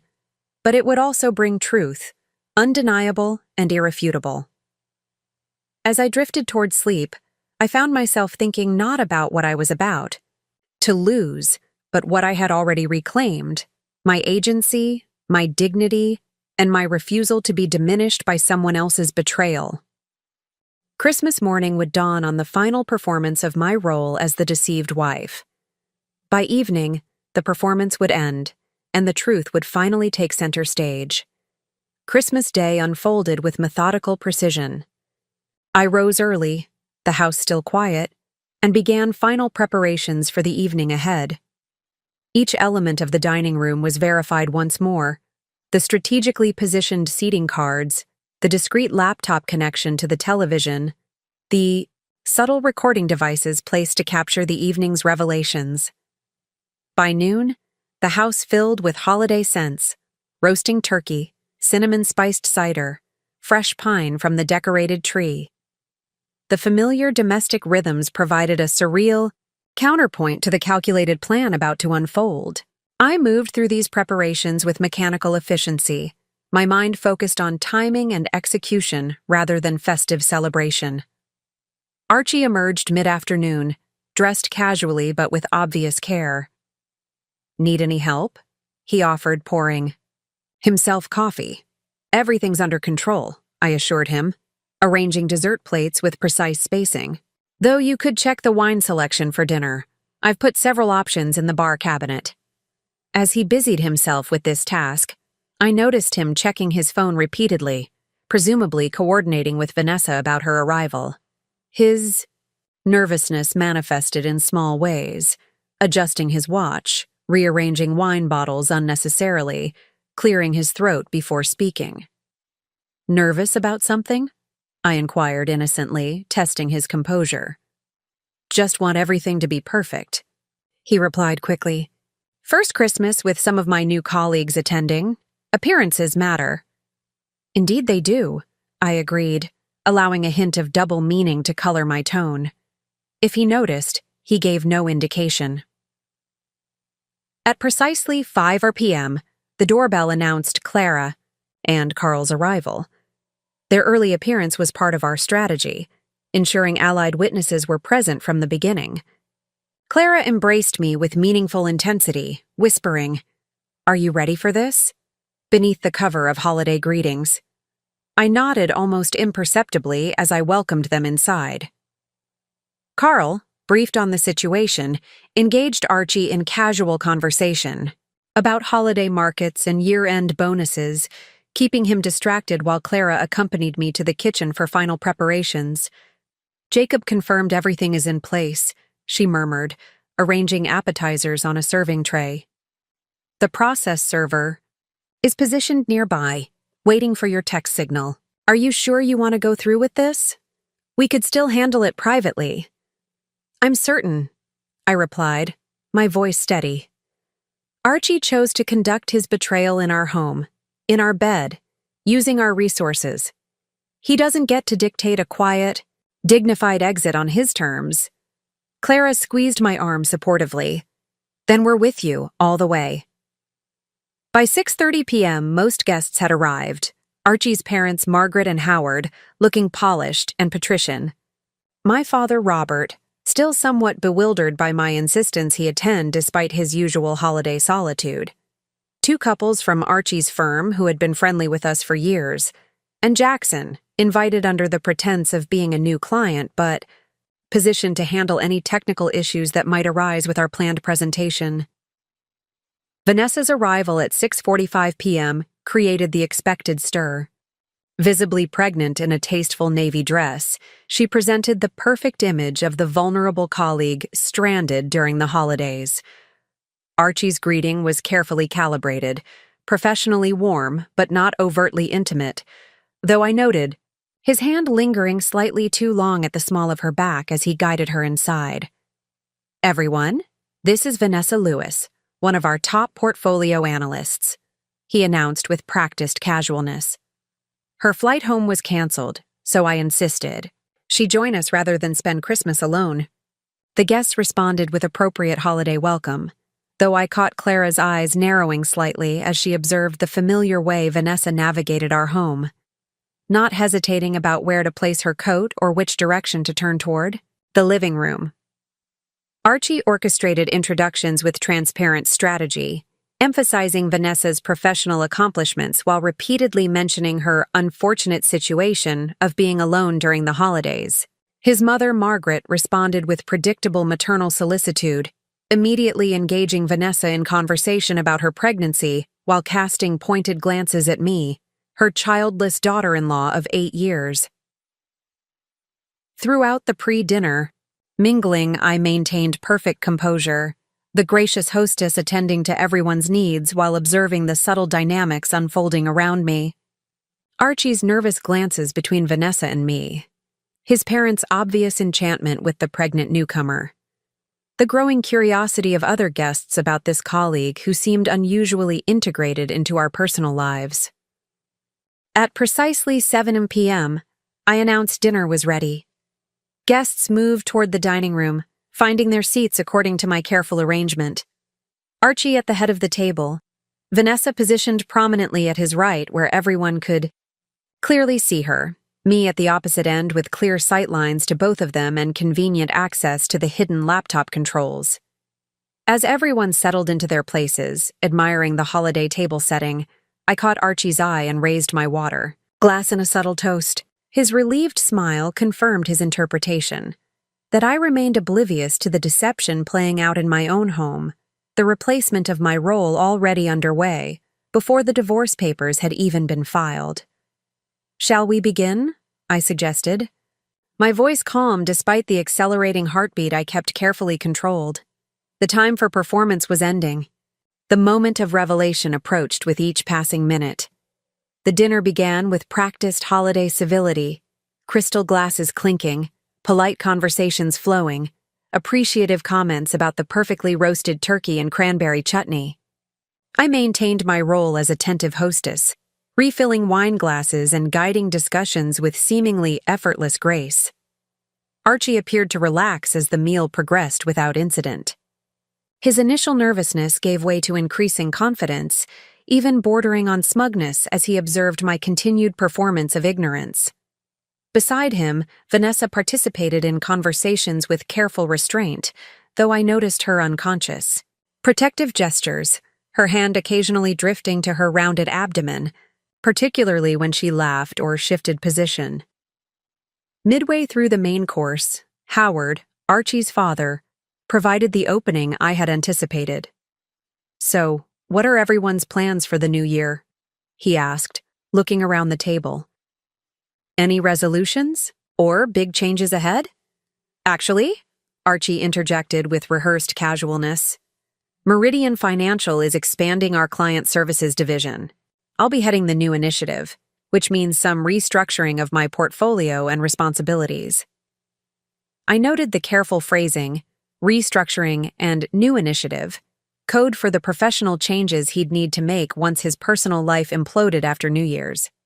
His eyes briefly met Vanessa's, a fleeting moment of shared understanding that didn't escape Clara's watchful observation. "That sounds significant," my father commented. "Will that mean more travel, or changes for you and Candace?" Archie's smile tightened slightly.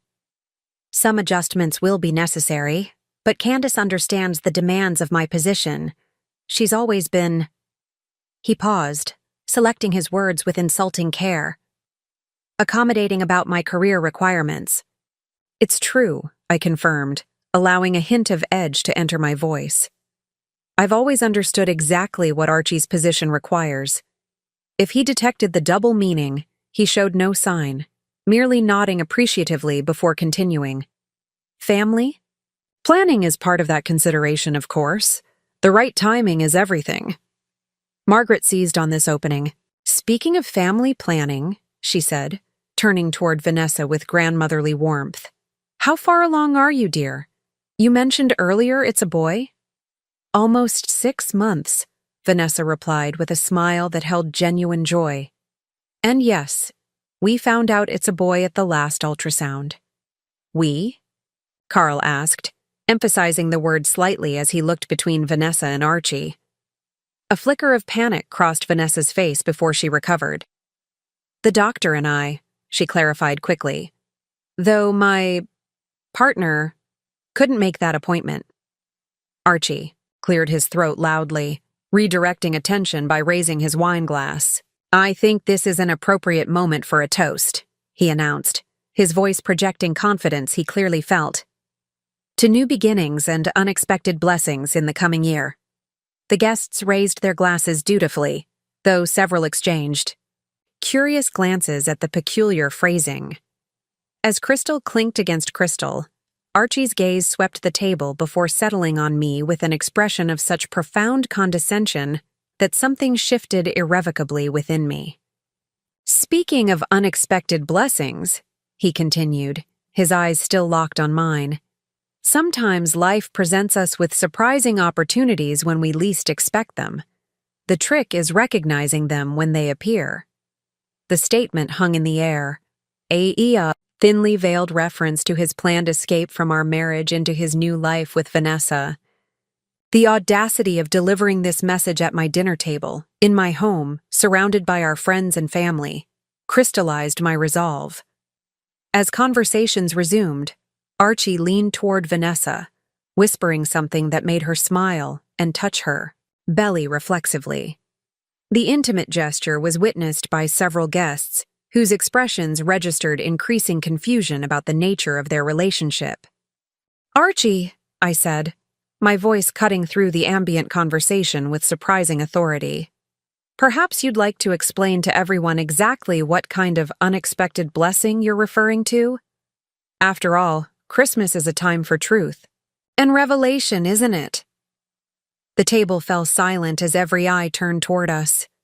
Archie's expression froze somewhere between surprise and alarm, his wine glass suspended halfway to his lips. Vanessa paled visibly, her fingers gripping the edge of the table. "I'm not sure what you mean," Archie replied carefully, setting down his glass with deliberate control. "No?" I questioned, my tone deceptively light. "Then perhaps I should be more specific." The moment had arrived. The trigger had been pulled. There would be no retreat from what was about to unfold. "Before we continue with dessert," I announced, standing at my end of the table with composed authority, "I'd like to address something that affects everyone here." I reached beneath my chair for the portfolio I'd positioned earlier, placing it on the table before me. Confusion rippled across the guests' faces. Archie's expression hardened into careful neutrality, though I detected the first hint of unease in his slightly narrowed eyes. "Candace, perhaps this isn't the best time," he began, an edge of warning in his voice. "On the contrary," I interrupted smoothly. "Christmas dinner seems the perfect setting, since you've already invited a special guest to share our celebration." I gestured toward Vanessa, whose complexion had drained of color. though colleague isn't quite the accurate term for her role. Is it? A heavy silence descended over the table. Clara shifted slightly in her seat, positioning herself to intervene if necessary. Jackson maintained his composure, hand casually near the small remote control hidden beside his water glass. I don't know what you're implying, Archie stated flatly, but you're embarrassing yourself and our guests. Am I? I opened the portfolio and removed several printed pages. Then perhaps you could explain these text messages between you and Vanessa, discussing your plans to divorce me after the baby is born. I slid the documents toward the center of the table, where several guests could see the highlighted exchanges.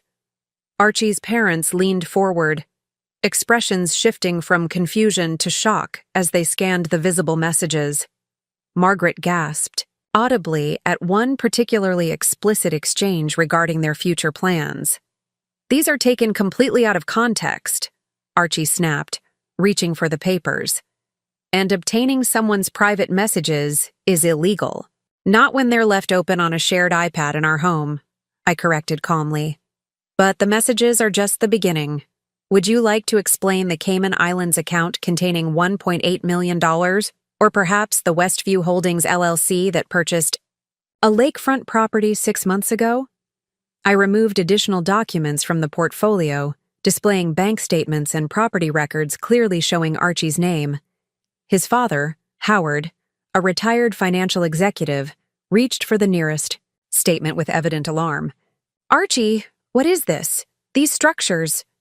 His voice trailed off as he recognized the implications. It's complicated investment planning, Archie insisted, his composure visibly fracturing.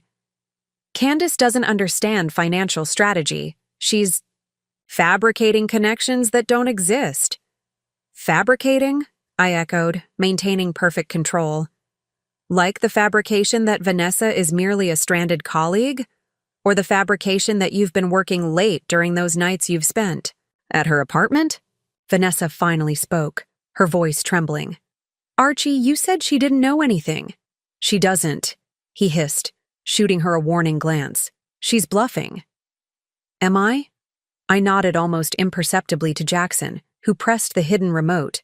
The dining room television flickered to life, displaying crystal-clear footage of Archie and Vanessa in our living room.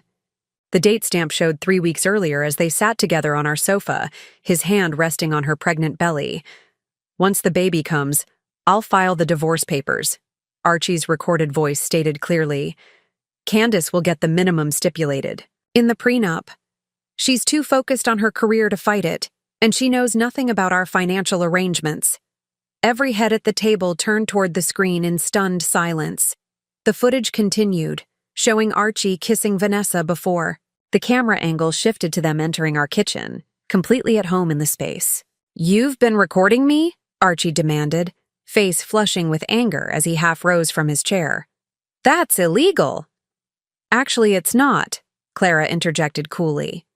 Single-party consent laws apply in this state, and recording devices in common, areas of one's own home are perfectly legal, particularly when documenting unauthorized visitors.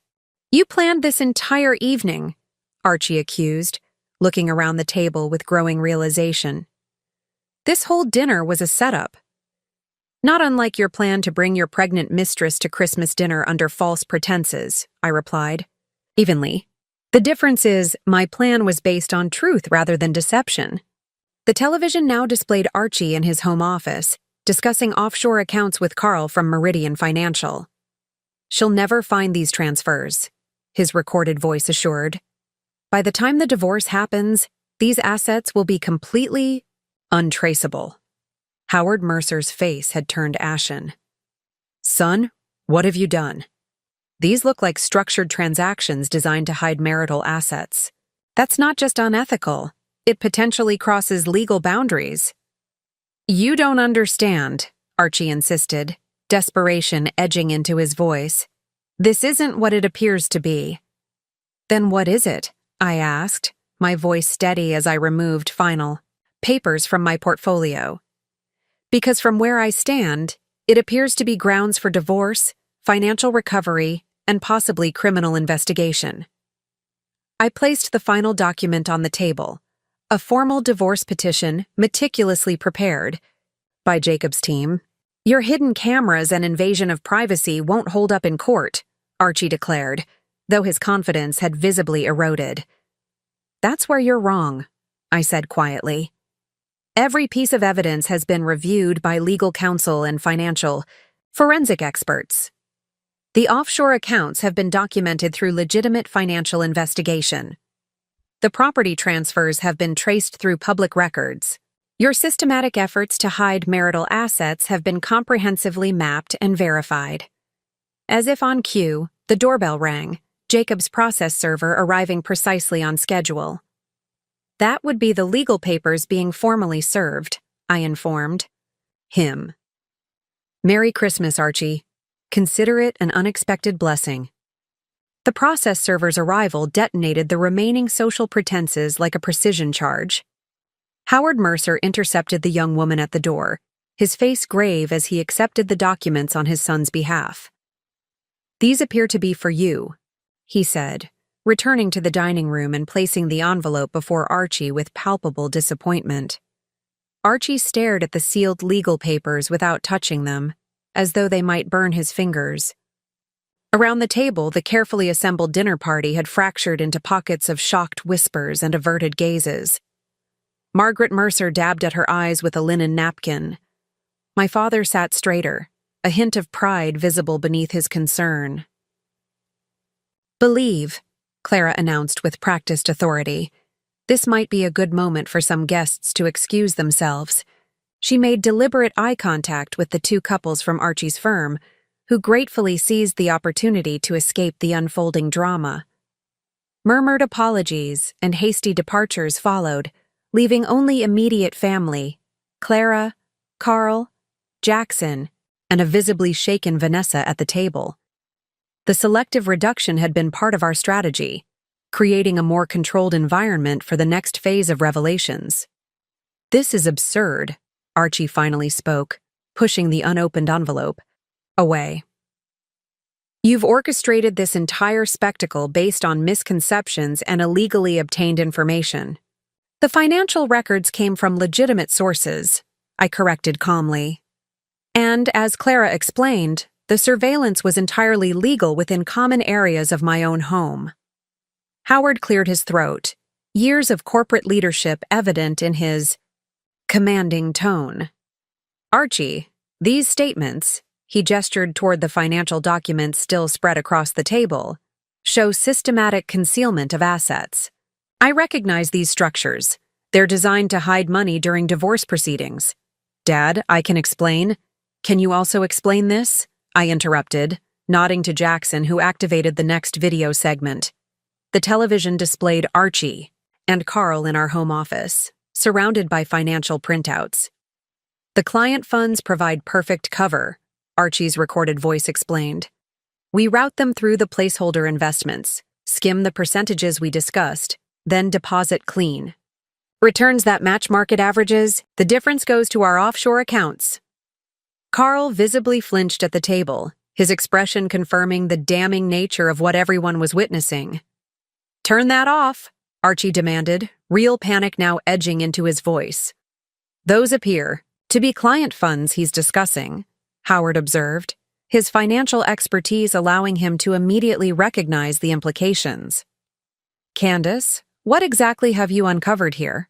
Evidence suggesting that Archie and possibly others at Meridian Financial have been conducting some form of investment fraud, I answered carefully. Our financial forensics team identified irregular patterns in client account management and suspicious deposits to Archie's hidden accounts that don't align with his reported income. Carl abruptly stood.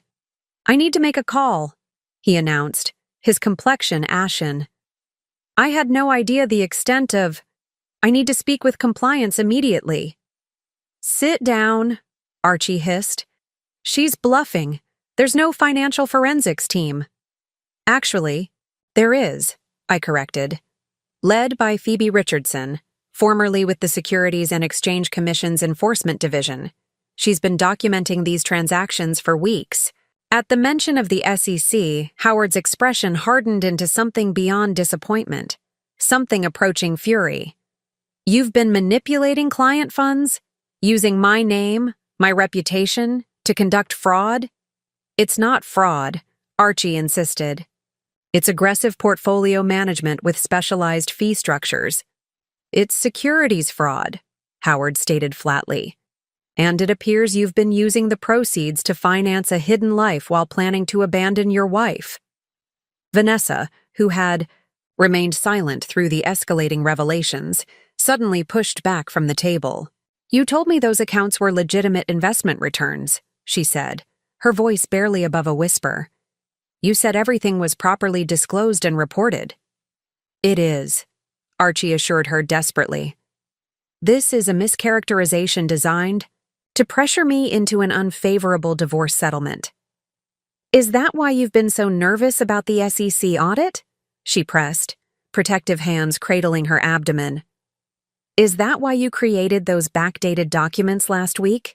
Her inadvertent confirmation of further financial impropriety caused Carl to reach for his phone with shaking hands. I need to contact legal counsel, he muttered. I'm not going down for this.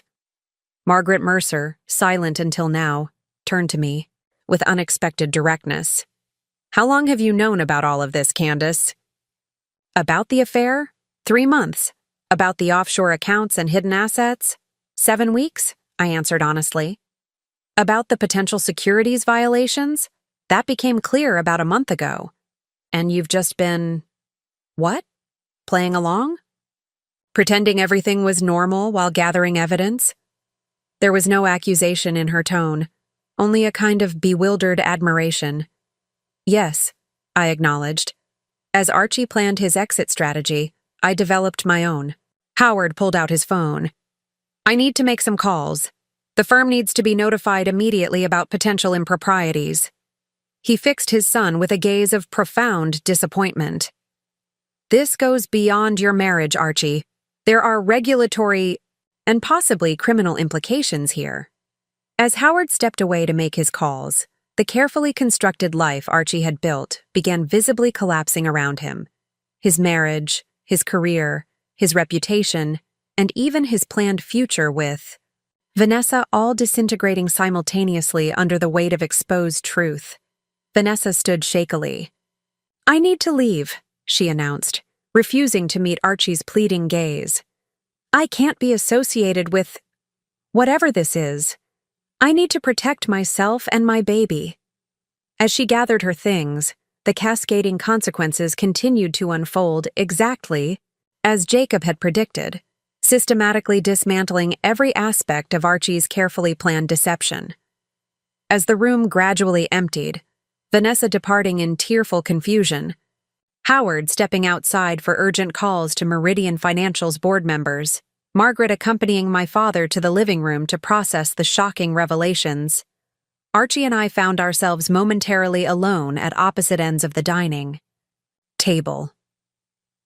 The remains of our Christmas dinner lay forgotten between us, cooling food on fine china, half-empty wine glasses, elegant decorations now serving as surreal backdrop to the wreckage of our marriage. Jackson and Clara had tactfully withdrawn to the kitchen, remaining within earshot but giving us space for this inevitable confrontation. Archie stared at me with an expression I'd never seen before, a volatile mixture of fury, humiliation, and something approaching respect.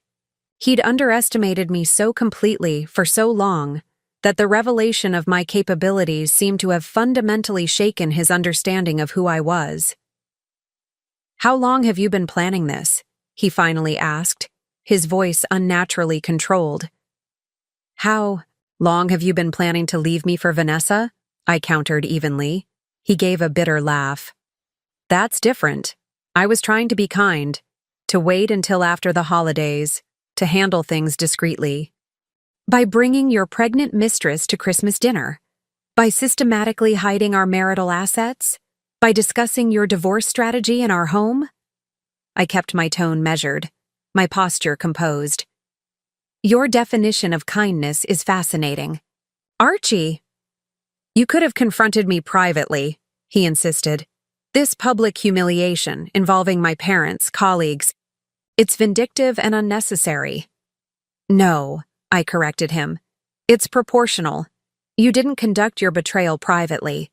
You brought it into our home, included others in your planning, and intended to blindside me completely. You don't get to dictate the terms of its exposure. He leaned forward, abandoning pretense.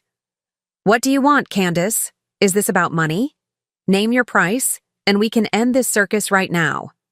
The question was so fundamentally misaligned with my motivations that I couldn't help but laugh, a genuine, almost liberating sound that clearly unsettled him. This isn't a negotiation strategy, Archie. The divorce proceedings will follow their legal course. The financial forensics have already documented your hidden assets, and your firm will need to address the evidence of securities violations independently. You've destroyed everything, he said quietly, the reality of his situation finally seeming to penetrate his defensive anger. My career, my reputation, my future with Vanessa, all of it, gone in one evening. No, I replied with unwavering certainty. You destroyed everything yourself. I merely revealed the truth before you could complete your exit strategy at my expense. He shook his head slowly. I never thought you were capable of something like this level of calculation, this patience. It's not the Candace I knew. That's precisely the point, isn't it? You never really knew me at all. You saw what you expected to see, a labor attorney too focused on her client's problems to notice her husband's deception, too trusting to question your financial maneuvers, too passive to fight back effectively. I stood, gathering the financial documents into my portfolio with deliberate calm. Your fundamental mistake wasn't the affair, or even the hidden assets, Archie. It was your absolute certainty that I wouldn't recognize what was happening, that I lacked the capacity to understand, or the resolve to respond. So this was all about proving yourself? He asked incredulously. About showing me you were smarter than I thought? No, I said, meeting his gaze directly. This was about justice. The same principle I've dedicated my career to, ensuring that those who abuse power and trust face appropriate consequences. You never respected my work because you never understood its foundation. Today, you experienced it firsthand. I closed the portfolio with finality. The divorce papers outline a settlement, proposal that my attorney considers reasonable given the circumstances. I suggest you review them with legal counsel. Though given tonight's revelations about potential securities violations, finding representation may become your more pressing concern. Archie's expression hardened as the full implications of his situation settled over him. You've been recording all of this too, haven't you? This conversation? Of course, I acknowledged. Documentation has proven essential throughout this process. He stood abruptly, chair scraping against hardwood. This isn't over, Candace. Actually, I replied with calm certainty. It is. Merry Christmas, Archie. Consider it your last performance, in a role you never deserved. As I turned to leave, he called after me, desperation finally cracking his controlled facade. What am I supposed to do now? I paused at the threshold, considering his question with genuine thought rather than reflexive. Cruelty. For once in your life, Archie, face the consequences of your actions without expecting someone else to shield you from them. The hours following the confrontation unfolded with surreal clarity. Howard and Margaret Mercer departed with stiff formality, Howard promising to address this situation with the board immediately, while Margaret squeezed my hand with unexpected warmth, whispering, "I'm so sorry, Candace. I had no idea." Archie left shortly after his parents, taking only his phone, wallet, and car keys. His exit was unceremonious. No dramatic declarations or threats, just a hollow-eyed man walking away from the ruins of his carefully constructed deception. I watched from the window as he sat in his car for several long minutes, head resting against the steering wheel before finally driving away into the snowy night. Clara, Carl, and Jackson remained behind, helping restore order to the Abandoned dinner table with quiet efficiency. The domesticity of clearing plates and storing leftovers provided a strange counterpoint to the monumental shift that had just occurred in my life. "Are you all right?" Clara asked, finding me alone in the kitchen, staring absently at a half-wrapped platter of uneaten turkey. I searched for the right word, surprised to find it wasn't victorious or vindicated, but something more nuanced. "I'm present, fully present for perhaps the first time in months," she nodded, understanding what I couldn't quite articulate. "The performance is over. You don't have to maintain the role anymore." "Exactly." I exhaled slowly, feeling tension release from muscles I hadn't realized were perpetually contracted. I don't have to pretend not to know, not to see, not to understand. My phone buzzed with a message from Jacob. "Process server confirmed delivery, filing complete, restraining order in place regarding financial assets. Call tomorrow to discuss next steps." The clinical language of legal proceedings felt oddly comforting. A return to familiar professional territory after months of emotional surveillance and strategic planning. Carl approached hesitantly, his expression still bearing traces of shock.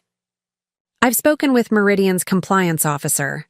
They're implementing emergency protocols to review all of Archie's client accounts." He paused, clearly struggling with professional and personal loyalty. "What you uncovered, it's more extensive than I realized. I thought it was just aggressive tax planning, not this." "Will you cooperate with the investigation?" I asked, directly. He nodded without hesitation. "I have no choice. And honestly, after what I've seen tonight, I don't want to be associated with any of it." As midnight approached, the house gradually emptied. Clara was the last to leave, embracing me, at the door with fierce protectiveness. "Call me if you need anything. Anything at all. Day or night." Alone in the silent house, I moved through each room methodically, noting the subtle traces of the evening's revelations. A napkin dropped in hasty departure, wine glasses with lipstick traces at various levels, the dining room television still faintly reflecting the empty chairs. In Archie's home office, I paused before the hidden camera disguised as a clock, my silent witness through months of deception. With deliberate finality, I powered down the surveillance system, ending the constant vigilance that had defined my recent existence. The performance was over. The truth was exposed.